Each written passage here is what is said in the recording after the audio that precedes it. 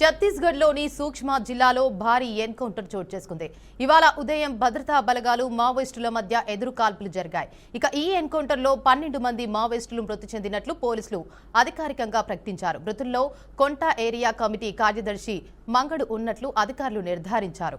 సమాచారం ఆధారంగా భద్రతా బలగాలు సోదాలు చేపట్టిన సమయంలో మావోయిస్టులు కాల్పులు జరపడంతో ఎదురు కాల్పులు జరిగాయని తెలిపారు.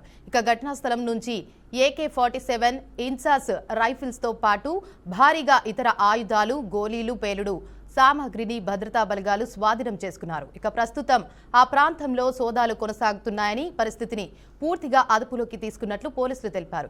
ఈ ఘటనతో సూక్ష్మ జిల్లాలో భద్రత మరింత కట్టుదిట్టం చేసినట్లు అధికారులు తెలిపారు. బ్రేకింగ్ న్యూస్ చూస్తున్నాం. ఛత్తీస్గఢ్లోని సూక్ష్మ జిల్లాలో భారీ ఎన్కౌంటర్ చోటు చేసుకుంది. ఇవాళ ఉదయం భద్రతా బలగాలు మావోయిస్టుల మధ్య ఎదురు కాల్పులు జరిగాయి. ఈ ఎన్కౌంటర్లో 12 మంది మావోయిస్టులు మృతి చెందినట్లు పోలీసులు అధికారికంగా ప్రకటించారు. మృతుల్లో కొంటా ఏరియా కమిటీ కార్యదర్శి మంగడు ఉన్నట్లు అధికారులు నిర్ధారించారు. సమాచారం ఆధారంగా భద్రతా బలగాలు సోదాలు చేపట్టిన సమయంలో మావోయిస్టులు కాల్పులు జరపడంతో ఎదురు కాల్పులు జరిగాయని తెలిపారు.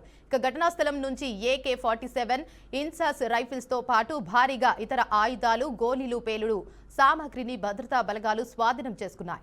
ప్రస్తుతం ఆ ప్రాంతంలో సోదాలు కొనసాగుతున్నాయని, పరిస్థితిని పూర్తిగా అదుపులోకి తీసుకున్నట్లు పోలీసులు తెలిపారు.